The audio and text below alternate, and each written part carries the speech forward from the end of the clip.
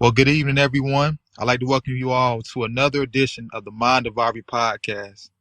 And on today, we have a very special guest, someone that I'm very proud of, someone that is a mentor, and also an individual who you'll get to see why, they are connected with so many different people in society. And so without further ado, I'd like for you to go ahead and introduce yourself to the audience. Oh, yes. Thank you. My name is Jonathan Coleman, a.k.a. Some Guy Named Jay. That's the podcast handle. And Jay for now on Instagram. And I'm a PR specialist, public relations specialist. I started Blacktopia, the Blacktopia movement that's on the Facebook group, blacktopia.org, the Media Blast, PR, themediablast.net, media proprietor. Yeah, I do those things. I wear all those crowns. Most definitely. And, we're going to get into all those different phases of what make up who you are. And, just to really kick things off, like, where are you from? And then can you also give us some maybe significant facts about the area that you come from? Yes, my name is, did that part. I'm from Charlotte, North Carolina. And I was born here in Charlotte, North Carolina, but I've been many places. I've been around, but this has always been home primarily. And about Charlotte, North Carolina, it's a growing city. It's growing. It's the banking capital of the world. There's a lot of economic opportunities out here. It's just growing. It's one of the biggest cities in North Carolina. It's bigger than the capital. And I know a lot of people like to refer to Charlotte, North Carolina as a baby Atlanta. However, Charlotte has a larger population than Atlanta, and actually it's had a larger population than Atlanta for, I believe, over a decade, even though they call us a baby version of them. But Atlanta's more, more popular, and it's bigger as far as, square feet and things like that. But yeah, we have the bigger population, but we're baby them. Yeah. Well, I would say, I'm originally from Georgia. So, I've been around Atlanta and I've been around Charlotte. And I will say, there is it's differences there. But one thing for sure, I've recently been going to Charlotte a little bit more, and I can see a lot of what you're talking about just from the capacity of what they have there, and then how they're also, adding on to that as well. So I think they're probably, they're neck and neck. I don't think, it's a baby to either one of them, you know what I mean? So I get where you're coming from with that. So, I know, growing up in Charlotte, and you're and with your family, I suppose, from that area, what was it like, growing up in that area with, your family members, and what were some things that they instilled in you that you keep hold today? Let me think. Let's see. As far as growing up in Charlotte itself, you know what? You know how you don't really know you're sheltered until you get older and kind of look back retrospectively. I had kind of I come from a 2-parent home. I actually, my mother and father are deceased now, but I came from a 2-parent home, and I actually I was kind of brought up not sheltered per se, but I was kind of shielded from a lot of stuff growing up. But, but on the flip side, that kind of shaped the man who I am today. No disrespect to anybody who was, born in under different circumstances or anything like that. I mean, your past is just what makes you, it's not a right or wrong, answer to that. But as for me, just growing up, I didn't really, take in the Charlotte experience until I got a little older, As far as, what kind of things that was instilled in me growing up, morals and principles. My mom raised me to be a very well-mannered, well-behaved little boy. Yes, ma'am, and no, ma'am, and speak when spoken to. I was just kind of like that as a kid. I didn't really start, becoming, I didn't really start becoming more, how could I describe myself? More animated until I guess in my, late teens, early 20s. My dad, always instilled in me. My dad was a very hardworking man. He's like the dad on Everybody Hates Chris with the billion jobs. Oh yeah, You know? yeah. Yeah, my my dad was like that. So he always instilled that in me too. You know, I've always been out there grinding and taking care of handling business and things like that because I've just, I learned from his actions pretty much. He never hardly, well, I mean, of course we talked, but I was raised with him in the home, but my father showed me a lot of things with his actions instead of his words. And one of the things my dad instilled in me is to. Uh, I'm not a person that ever asked for help like that. I'm not one of those people that if something's going wrong, you'll never really know. I don't know if that's a good thing or a bad thing, but you'll never know. You'll never know unless you're just very analytical or you're studying me that anything's going wrong. And I don't ask anybody for handouts or any any kind of help. I try to. My dad always instilled in me just you got to figure it out on your own. You got to stand on your own and just make it do what you got to do. You know. Yeah, most definitely. And I was just thinking about when you mentioned everybody hates Chris. I'm pretty sure once he came from those jobs, he's like, hey, I hope that big piece of chicken's still on the table now. Yeah, you know how that Yeah. goes about that big piece of chicken. Yeah, most, Yeah. most definitely. So, Yo, yeah, so, yeah. yeah, go ahead. Oh no, I was just gonna add to it. Yeah. My dad, he was the father on Everybody Hates Chris. He wasn't tall and dark skinned like Terry Crews. He was a short, light skinned guy, but Okay. the same guy. Okay. Same mentality. I get that. And now, Yeah. your father or, your mother, did they have a particular phrase they would always say to you, or just something that they might have said one time and you took that and you held that, like, and even to this day you still holding on to maybe a particular thing they said that you was like, you know what, I may not understand this now, but as I've gotten older, this makes so much sense to me. Yeah, like uh my dad okay, let me say this. On these YouTube podcasts, I don't know if you're familiar with the Manosphere, or those group of podcasters, It sounds like the familiar. Kevin. Yeah, it sounds familiar. Oh well, the Manosphere isn't a podcast, but it's kind of like a not a clique, but it's kind of like I guess a genre of where it has like guys like Alpha Male Strategies and Kevin Samuels and the guys who kind of talk about men's issues and and just kind of navigating the world. Well, way before YouTube and all these podcasts and things like that, my dad, it's a thing that this podcast named Alpha Male Strategies, he's the first person I heard coin it, called masculine frame. And you want to kind of, and basically it's basically him talking about how you carry yourself as a man, when you're out in the world. And although my dad he was a short guy, he's a really short guy. He had that energy about him, like you can't fuck with him. You know what I mean? Don't fuck, even though he's a little short guy. Oh, I can curse on here, right? I apologize. Hey, go ahead. Hey, you fine. Go ahead. Okay. He was a little dude, but he had that energy like he was the biggest dude in the room. And so, and they talk about that in the Manosphere podcast. You got to hold a masculine frame. That doesn't mean walk around looking mad. Don't mean walk around like the chicken Hulk and with a Napoleon complex, nothing like that. But just carry yourself like, hey, you know what? I don't play, and he was a funny guy. So, when I was growing up, there were things I used to do that might have been kind of, silly, too goofy, too, not, I mean, kids are going to be kids, they're going to play, but just things that are just kind of like, okay, you you ain't a clown, don't carry yourself like a clown. So,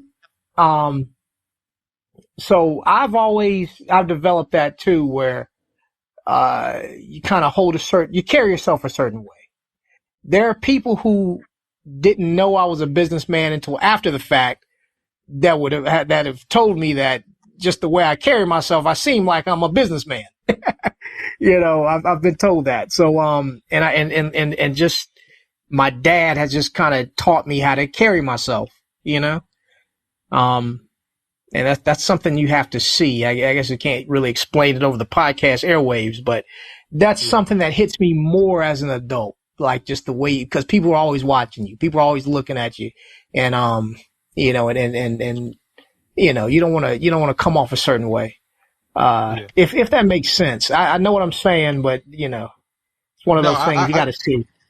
yeah, no, I totally get where you're coming from with that because you have so many people who proclaim to be, this person or in charge of this company, and then when you see them at an event, you're like, this is the person in charge of, this and that and such, and just off of that, you can lose potential people that could really be, another, link in your chain of success because they're thinking to themselves, like you're mentioning, hey, you don't really embody what I envision a boss or a king or a queen or whoever, however this person is proclaiming to be. They're not really seeing that from you, and like you mentioned, you have to be able to uphold to those same principles that you're speaking about day to day. Everybody has their off days, but when you know what aligns best with you and you try your best to stay within that realm, you can really succeed in life. And that's what people want to see, the consistency, not you saying something, you know because you've gained this certain status and then down the road you kind of just throw it all away. But I think others probably will get a good understanding from what you're saying too. Yes, you said it way better than I was trying to say it. That's exactly what I'm saying. Yes, It's, exactly. yeah. And Yeah. speaking of how you present yourself, I know that you're very big as far as in marketing and promoting, and I kind of wanted to know, and I'm pretty sure our listeners want to know, what got you into that particular field. Yes. When I got out of high school, I really didn't know what I wanted to do. I talked to guidance counselors and things like that. I actually took classes and things like that, like everybody else, and just kind of figuring it out. But while I was in that phase, there was a entertainment company slash talent agency called Inari Entertainment. And they're now defunct, and it's not. I tried to see if I could find any remnants of it. They're not even Googleable anymore, unfortunately. But they had a PR division, they had a marketing division, and I was kind of an errand boy under them. I would be in there, and I just young 19-year-old asking a bunch of questions, bugging the people in there, trying to figure things out, and I learned things. So that's where, just getting a taste of that's where it all started. And then it just kind of snowballed from there. I've aside from being an entrepreneur, my work history, my background is mostly in call centers and things like that. I worked at in the finance department at iCore, working for Sprint. I've done that, things like that. I worked for OnStar, and that has nothing to do with PR and marketing or entertainment for that matter. But it was something that always kept calling me. And so it was something I always kind of kept going back to and learning more about it and, learning more about the industry and things like that. And then when I worked for iCore, actually, I was starting up a PR service, trying to start my own little PR firm on the side. And, actually, one of my clients, Tiara Cooper, I believe you've met her at one of our Blacktopia events. She was one of my coworkers. And it was something I was working on the side. I don't know if she remembers that, but I would always talk about it, like, hey, I'm gonna work here for now, but I'm working on what I'm working on. And because after this is over, this is it. This is what I'm doing. And so, did I answer your question? I think I went off on a tangent. Oh no, you did it and more. No, I appreciate that. No, like I said, you were perfectly fine. I mean, everything that you're saying is just kind of showing people your trajectory and how other people you came across, you gave them that guidance and of as far as from what you were getting and saying, hey, this is what I've seen and kind of developing and kind of cultivating for myself, and I'm not gonna just be stuck, doing one particular job and it's not where my heart may be at. And I think, that's what people need to hear. Like, you need a job, if you wasn't passed down certain things, but also too, once you get that job and you get other information, try to build on that if there's other things you want to do, and don't feel like you got to be subjugated to just work that job and not figure out if it's something else in the world that you're capable of doing. Oh, yes, indeed, because we only live once, or we only have one life that we know of.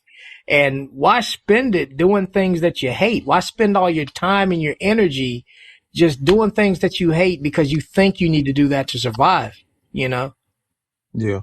And because you one, can, yeah, go oh, ahead. go ahead. Well, I was going to say, because there's more, I mean, there's more than one way to skin a cat. There's more than one way to live your life. You know, you don't have to, be in a box. You don't have to chain yourself to obligations that, you know, that you don't need, that burden you, you know? Exactly. And one thing that I've noticed about you, you always speak about, hey, network, network, network. Don't be afraid to get up and at an event and give, either hand your business card out, or just get to know somebody, just see how their day is going and things of that nature. You may not, of course, do business together, but it's great to have somebody that's in your corner as far as, give you motivational confidence, or just somebody that, hey, you're glad that you met at the event. And how do you feel networking for you has just helped you, and how have you seen it help other people that you come across? Oh yeah, you know they always say it's not what you know, it's who you know, and I even want to put on top of that is also who knows you. So that's why I'm always, although you know I'm a PR specialist and I'm constantly getting my clients out in the media and things like that. It's important to keep me out as well so that I can get the ball rolling with my, I mean, get more clients and get the ball rolling on my projects and things like that. So yeah, when it comes to networking, I mean, you can't do this by yourself. You have to build relationships with people. You got to go out and get to know people. You can't be everybody's friend. That's one thing I've noticed. You can't rock with everybody, but you have to put yourself out there and at least, know who you can work with. And networking is very important. You can learn a lot from other people. Other people make mistakes and you watch them make the mistake. And now, well, hey, I'm not doing that for me. and yeah, you just have to, it's very important, if I didn't have good relationships with people, first of all, I wouldn't be on this podcast with you here now. And on top of that, I wouldn't get far, you know? Yeah, no, I definitely get that. A couple years ago, I kind of just realized everything that you're saying. I said, I keep on thinking that I'm going to just make it just off my own merit, which some people do. But it's great to have other people who can possibly open a door for you because they're in a position of power, or they have certain influence with a company or a community that you're looking to kind of do business with. And by coming out to some of the events that you were spearheading, or others from Blacktopia were in charge of, it's really showed me it's great to not only be around thought-provoking people, but people that come there for the right reasons. They come there for the uplifted community because they're proud of who they are, and they're proud to see other people win. When you're proud to see other people win, it makes your wins that much sweeter because you don't have this sour taste in your mouth about, oh, well, I ain't make nothing at this event, on I ain't gonna come no more until I start making money and stuff. It's not all about that, and some people get that confused. But I'm glad to be able to go learn, adapt, and then grow with the community, because that's what it's about, uplifting the community. Oh yes, oh yes. You're saying my answer is better than I am. Yeah. Oh yeah. Because and another thing, you have to show love to other people if you want to get that love back. Unfortunately, not everybody rocks like that. But that's when okay, I need to kind of back off of this person because you don't want to show you sometimes you got to back off certain people. You know. Yeah, that makes sense. And speaking of, you know, being able to show people love and basically balance in general when it comes to business, I know usually when I come to some of the events that you have, you don't come alone. You always have your companion, your better half with you. And with that Mm-hmm. being said, how do you balance everything you have going on business wise, and then also with your relationship? Yeah, I was asked this on another podcast, and but I was also in a different situation, way a couple of years ago. But balancing it, that's actually something I'm learning to do because every woman every relationship that you get in, they're different. You can't. There's not a one size fits all answer for all the, anybody that you're dating. And so the relationship that I'm currently in, and we've known each other for years, even, before we officially, you know, got into a romantic relationship. Um, I'm actually out. I'm still learning how to do both at the same time. But I would like to say is sometimes what I like to do is I would like to, uh, I like to incorporate date nights and things like that along with, okay, let me give you an example. Like going to a comedy show from a comedian that I may be working with, something like that, like kind of fusing them both. And I'm not saying that's what you guys should be doing, but that's just something I do. For my relationship, it's just not a one size fits all answer to that one. Yeah, but and that yeah. Oh, let me add this though. But let me add this though. Definitely shout out to Tanya Green. That's my better half. Tanya is really a supporter of everything I do. Like even regardless of our romantic relationship, if she was just like she's a supporter of Blacktopia and all the other projects that I have. She likes it herself, so it's easy for her to accompany me to these things. Because And she likes that's to see that's it a go down. blessing.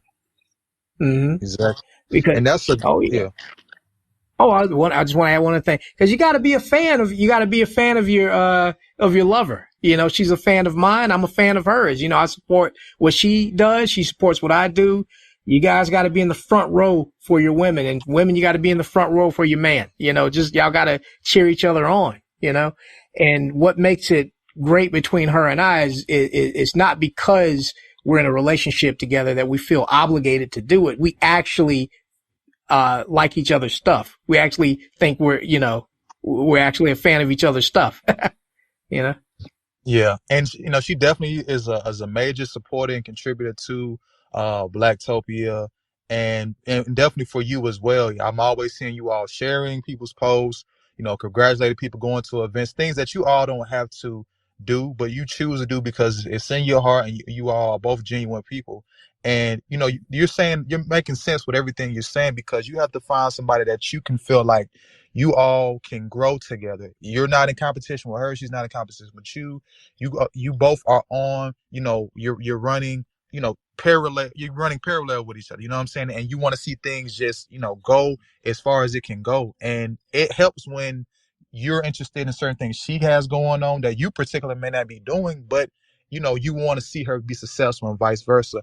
And that's a great thing to be able to have that. And that's what some people are missing, so they sometimes feel like maybe relationships aren't for them. Maybe they can only choose business, or maybe they can only choose having love. But what you're saying is, hey, it's possible that it can work, but you have to be able to make the time for it and do what fits in your specific relationship. Because your friends may tell you one thing, somebody else may tell you something, but that benefits and works for their specific relationship, not yours. So figure out what works for you. That's definitely great information you're giving out. Oh yes, true indeed, true indeed. And also years ago, I never would have. I was one of those people that buried my nose in what I was doing as far as business. I felt like dating and relationships, that was just an extra thing. Like, oh yeah, I'm dating this woman, or I got a girlfriend, but yo, Blacktopia, that's my wife. What I'm saying? There was a point in time where that was kind of my philosophy. But as you go through different phases in your life, as you grow, get older, you kind of change your perspective. You know. Yeah, no, I definitely understand that. And then as far as with, because majority of the things you do, and really that involves Blacktopia, is about the community thriving through business, through uh, understanding, through morals, different principles of that nature. And the way the world is set up and everything that's going on right now, specifically for the Black community, how do you feel about the dynamic of the Black community and just kind of where we are as a people? Ah, man, I how I feel about Blacktopia. Well, Black people. yeah, yeah, there's a lot to unpack what I want to say. I hope I can get it all in and make it sound good. Um, One thing that I wish black people did is that I wish we could all get on the same page. We all be on code. We could all, uh, uh, be as one. And I'm not talking about as one with white other races of people. Not to knock. We have to share this planet. So I'm not, Blacktopia is not an anti-white or anti-other races, movement. It's not. But I wish that black people, we would just at least unite. We don't do that. We want to, like, I would love that. I would love to see black Republicans and black Democrats in the same room, even though they have separate points of views, different politics, and they could just get along as black people or different religions, and that's always been a problem with Blacktopia. If somebody posts something that's a certain kind of religion, other people that are of different religions will see that and go, F Blacktopia, I'm out of this group. Or as we've seen when as we've seen when Biden was running, we had people in the group that said, "Oh, I'm not voting for Sleepy Joe, and this is why." And people go, "Oh, well, F this group, we got this one." I mean, I just wish as black people, regardless of your politics, regardless of what you study or practice, no matter what your background, could we just at least get, just the common thing that we're black and just be on the same page with that. I wish that's one thing we could do. Cause there's a lot of infighting, and I'm not saying that other races of people don't have infighting. They do, but they know how to keep it in house. We don't seem to know how to do that. And we don't seem to know how to, that part. Yeah. No. And another thing that I wish we would do is that we would understand the importance of economic empowerment. I believe at one point our people knew that. We had Black Wall Street and, X, Y, and Z, but black people were more consumers than we are creators or bosses. And, we're so willing to spend our money with other groups of people. We're so willing to groups of people who don't respect us. We're so I know we do all these boycotts and things, but we make it a temporary thing when we boycott them, and we're not even effective. I say we should just, when certain brands or certain corporations don't do right by us, we need to just stop doing business with them for life and let them feel it that way. And on top of that, we need more black alternatives so we can keep the money circulating in our community. We come from, money is evil and money's the devil and this and that. We talk all this bad stuff about money or money's boring, learning economics or learning how money works. It's boring, but every time we're in trouble, we're always asking for funding. Even if you're big in the church, what are they asking for? They're asking for tithes and money, building funds.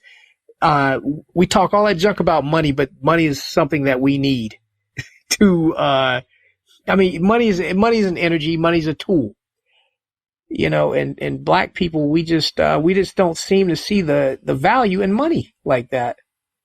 And I believe many of the problems that we have as a community, I do know money fixes money problems. Money's not going to change generational curses. Money's not going to necessarily change any of the mental health things going on with our community. But the black community does have a lot of money problems, and we're not willing to understand how to fix them. Yeah, and that's definitely correct. When you speak about people being afraid of money, people are afraid of, accountability. They're afraid of power. And because when you get power, it comes with more than just, the significance feeling of, hey, well, people got to bow down to me. But then when people are contrary to whatever you're saying and things don't go right, now you're trying to figure a way to kind of get back to a position of where you feel like you have that control. And once you lose control, now you're fumbling and stumbling to figure out how to, do what's best for what you feel like is going to be best for you. You know what I mean? And for our community, it's kind of like that, where it's self-serving. Like, hey, well, if it's not best for me, then I don't care about it. Well, let everybody else fall. They should have been saving their money, or they should have been, doing what I was doing, or they shouldn't be doing drugs, this and that. And everybody has different situation, but like you were mentioning, there's other communities who they just understand about being on a code where, yeah, they're going to call out certain things, but they're not going to just berate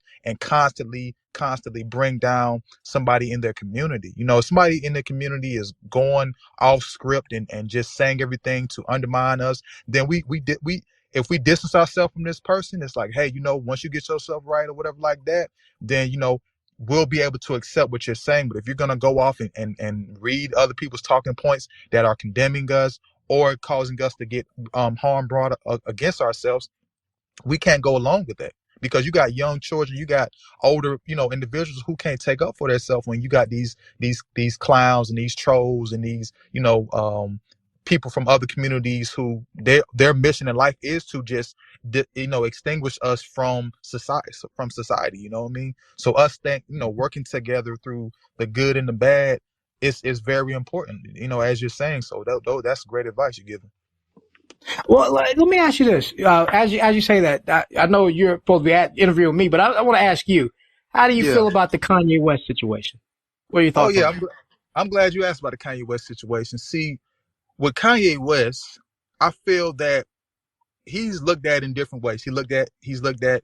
I feel like from our community, hey, there's something mentally wrong. So everything he does, even though we should make excuses for it, it's something mentally going on. He lost his mom, so we got to kind of, you know, just hold his hand still. He's just that's just Ye. That's just Ye being Ye. Then you have those who like, no, he's constantly going against our community to feel like he can be accepted by someone else, that as soon as he say anything out of line, they're going to strip him of everything. He's already losing money, endorsements. And with our community, he may not lose that much because he may not be buying black or, I don't know how much he has invested in other black businesses. But only thing he gets from us is maybe certain vitriol or people that, berate his Twitter timeline or Instagram with, hey man, we don't like what you're doing and stuff like that. But, you know, that's one thing I feel like with him is the validation part. It's like, as much money he has, as much influence he has, as much he's changed, parts of society with his music and stuff like that, he still doesn't seem to be validated enough to where he can feel comfortable. And when you don't feel comfortable with yourself, everybody that's around you who's not kissing your foot can seem like an enemy. Hey, how come he ain't like my last song? It's Ye. It's Ye. You know what I'm saying? So it's like, you got to have your bearings. Where is your bearings? And then see the people around him, if they're around him because of so many different reasons. But at the end of the day, if he is saying something that's bringing harm to himself or his family or community, you got to say, hey, look, man, I can love you from afar. I'm going to be here for you if somebody is trying to bring war to you and stuff like that. I'm not going to let you go out like that. But at the same time, if you're not being able to say this on a public platform, like, hey, this he, I'm always gonna be his brother, whatever like that. But I will not, go along with what he's saying with this. That's one thing. But I see a lot of people coddling him. Oh well, he lost this, he lost that.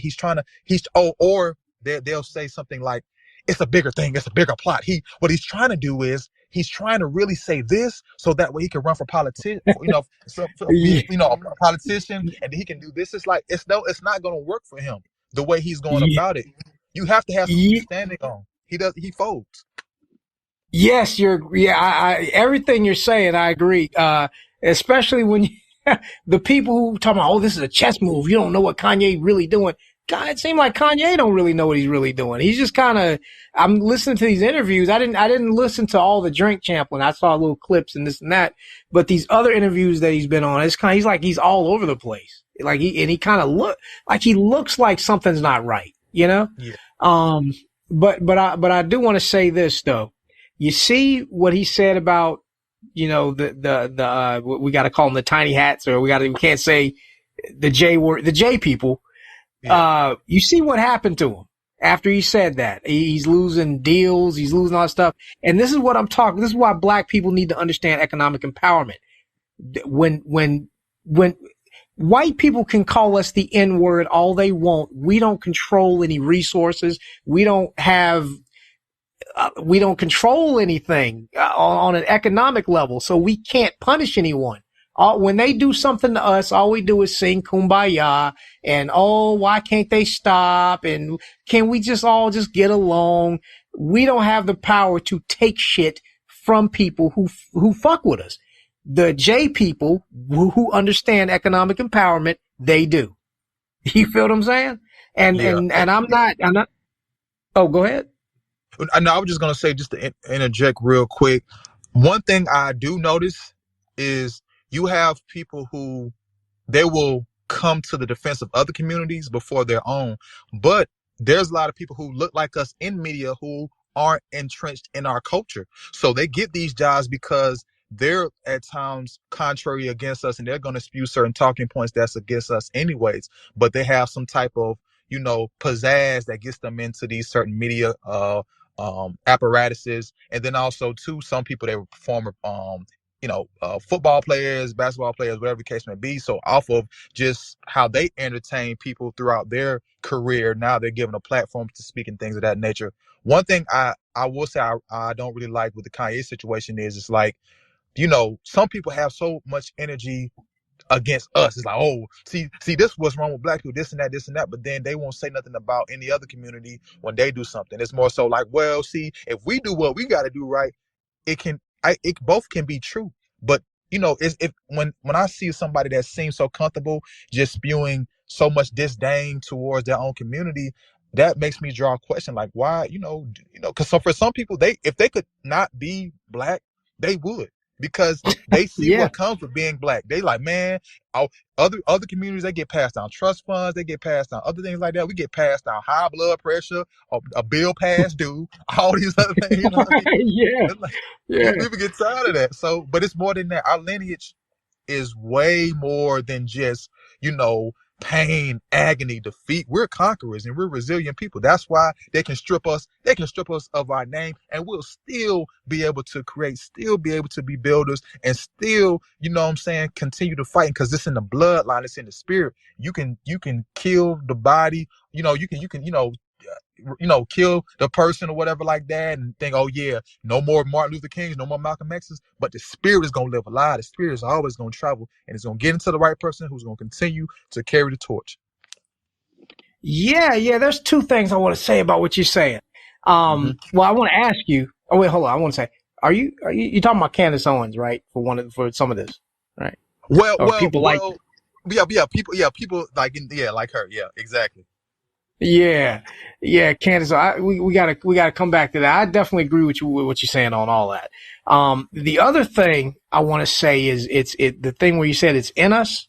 I agree, and however, I don't know what's going on. I don't know what's going on with our men when it comes to this. But I actually said this on the Hard Talk with Jakim on his podcast. I said, there are so many of, and I was talking about people in general, not just our men, but just in general.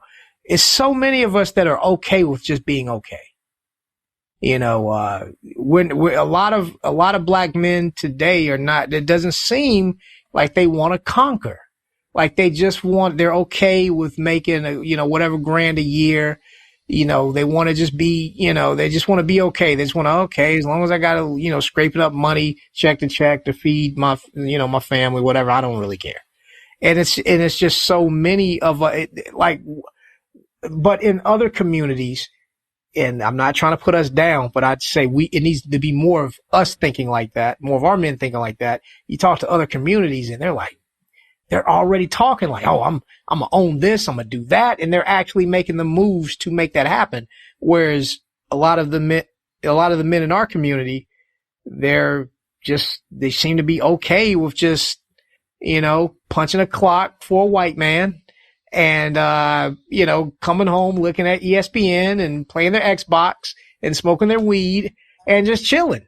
And no disrespect to our men, because I'm not trying to sound like Candace Owens and all that stuff. No, I love us. But I wish more of us would just get up and just say, nah, fuck that. We need to have some resources. We need to have some land. We need to run our own businesses. We need to have our own communities. You know?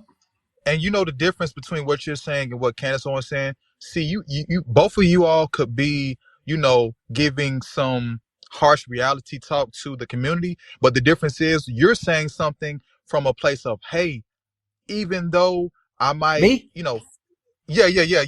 I'm speaking on you from your perspective. You're saying things about, hey, I want to see the community do good. We have our troubles, but I know we can do better if we apply ourselves.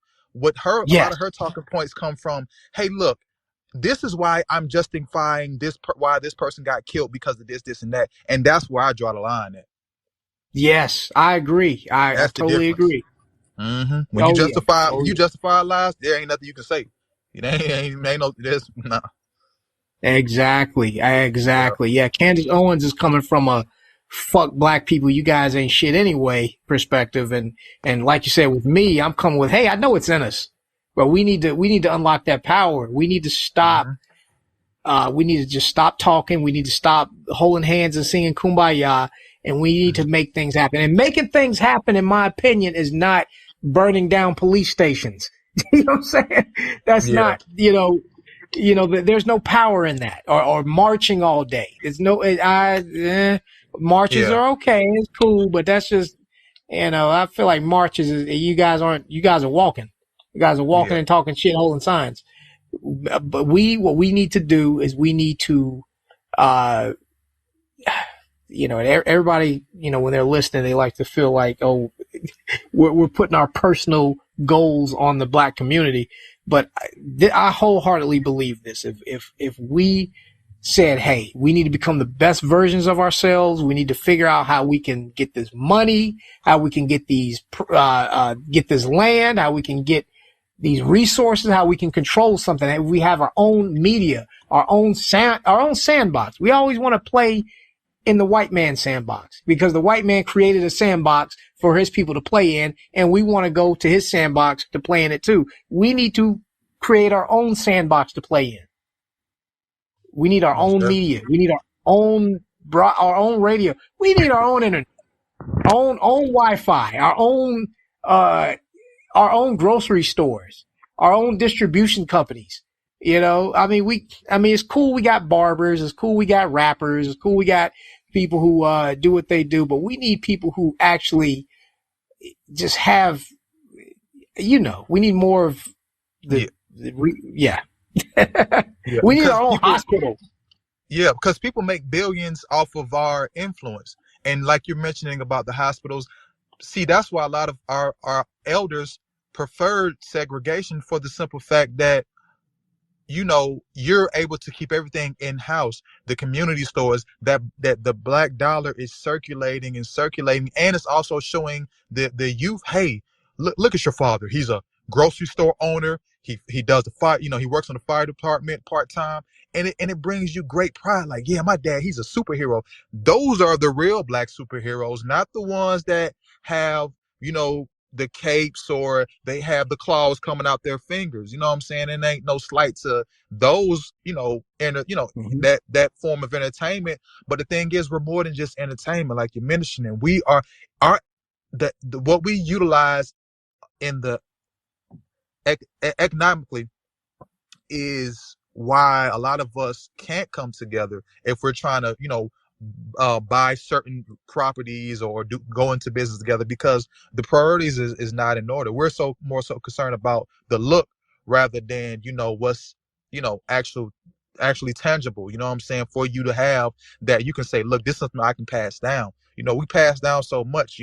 It gets to the point where you feel like pain is just in our veins. You know what I'm saying? And how do we get it out? But the thing is, we got to make certain strategic moves to get us to that point. It can't just be this constant, well, we just got to vote. We just got to pray. We just got to dance it away. You can't dance it away. You can't, cry it away. At the end of the day, you got to be able to make certain decisions that might piss off other communities. But if you're trying to see your community do well, it's actually making the country better. Because if everybody says, oh, the black community is lacking, they lacking, and we start bettering ourselves, then what's going to be the narrative? It's always going to be a different narrative because the media, we don't control the global media. So they're always going to make sure, hey, when it comes to statistics of certain things, they're going to, make sure that we look like the nucleus of it all. But at the end of the day, like you're saying, man, we just got to keep pressing on and find ways that actually work, not just feel good in the moment. Yes, yes, true indeed, true indeed. When I first started Blacktopia, actually Blacktopia, it actually started as kind of like a joke and a fu to another black group that I was in. I didn't really start adding the purpose to it until maybe a couple of months in and things like that. It started building it to like an actual platform. But before then, I was a part of another all black Facebook group, and I said that, hey, this group is pretty cool. It's like a little black utopian society, like a little blacktopia. And people thought, that's funny, whatever. And I actually was saying things that was unconventional in that group, and so I wasn't liked in that group. So then I left that group, and then I decided to start Blacktopia. That because this was back when Facebook groups weren't that popular. It was only small. Now everything has a Facebook group, but this was back when it wasn't as fashionable.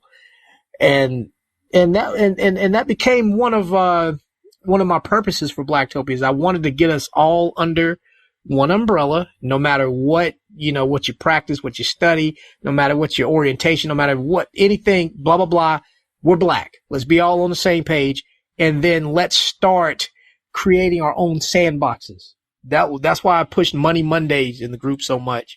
And for anybody that's listening, excuse me, you're welcome to join us in Blacktopia, the Blacktopia Facebook group, Black Utopian Society.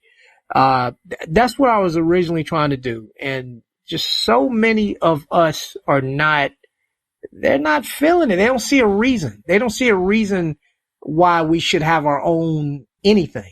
They're okay with going to Walmart. They're okay with with eating at some of these places that's poison our community, like McDonald's and stuff like that.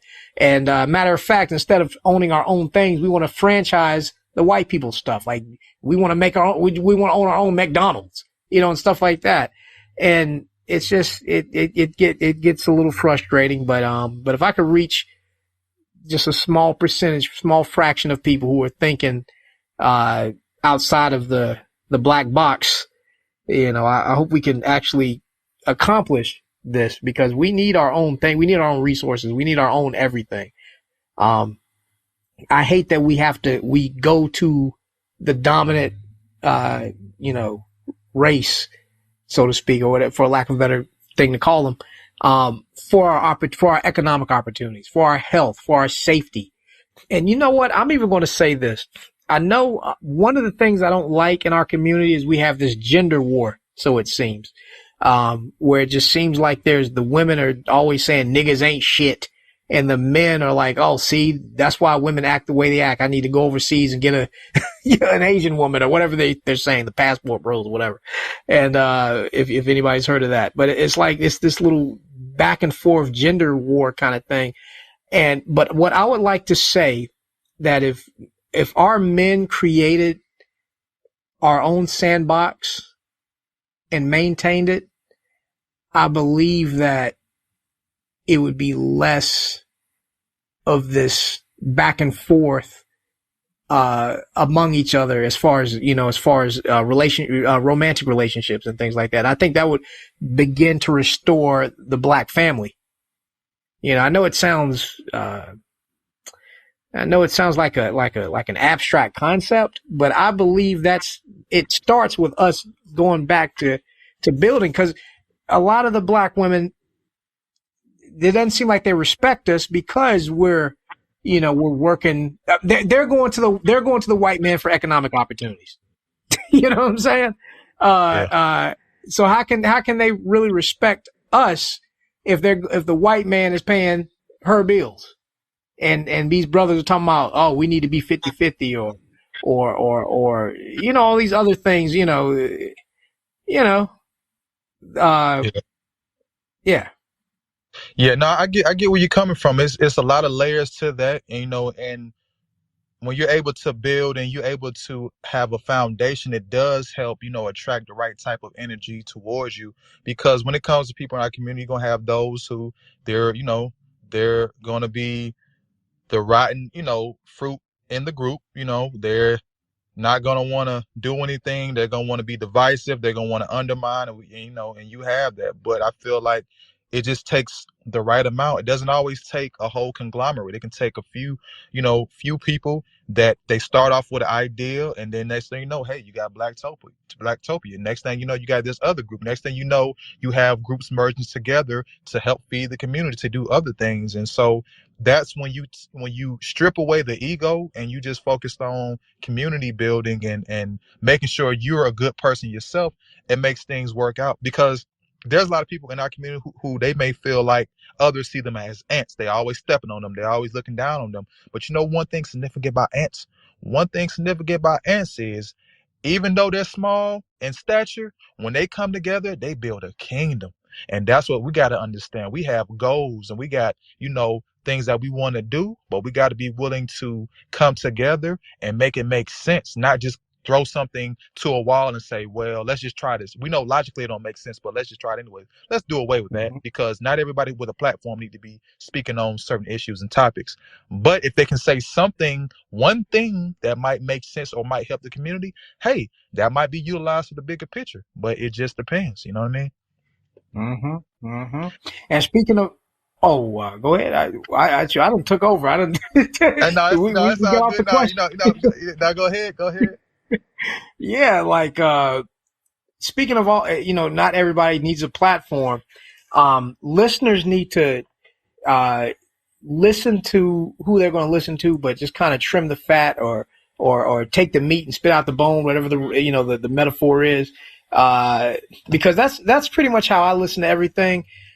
I listen to I do kind of selective listening. I whatever makes sense or whatever seems like okay. I take that in, and anything that sounds like some bullshit, I take that out. I don't knock anyone at wholesale because they said one thing wrong or one thing I didn't like. I mean, I hate to say it, even like the Candace Owens and people like that, they even sometimes they say something that you can go, huh, well, okay. Even though that's a coon, I did not know that, and it's up to you to figure out what you're going to do with that information after you get it, Most definitely. And, I really just, before we close out, I just want to, let you know that it's definitely been an honor learning, from you, but also too the way you share resources and information, because that's critical. You don't make it seem like, hey, I'm at a certain status and nobody can talk to me directly. You make yourself accessible, but also too, when to, of course, vet a person out, so that way you're not just utilizing all your energy and it's going to waste. So I thank you for that. I thank you for making the time to be on my podcast. And, as always, it goes, the same way with me, if you got something going on or anything like that. And this what happens when you have, two people from, a different background, probably different generations, that want to see the world become better.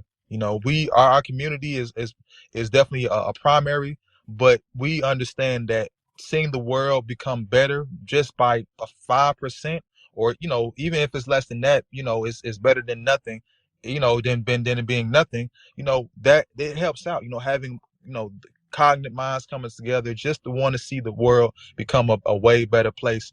I just thank you for that. And is there anything else that you want to add, plug, or shout anybody out? Yes. First, I want to say thank you, Elijah, for having me on the podcast. I'm very honored and glad to be here. We got to do it again. I know there's some questions you want to ask that we didn't get to, perhaps in the future. This is a great platform. I definitely want to see it grow and build. Shout out to Blacktopia. Everybody go to blacktopia.org. Everybody that's not a member of the Blacktopia Facebook group, you can join us on the Blacktopia Facebook group, Blacktopia, Black Utopian Society.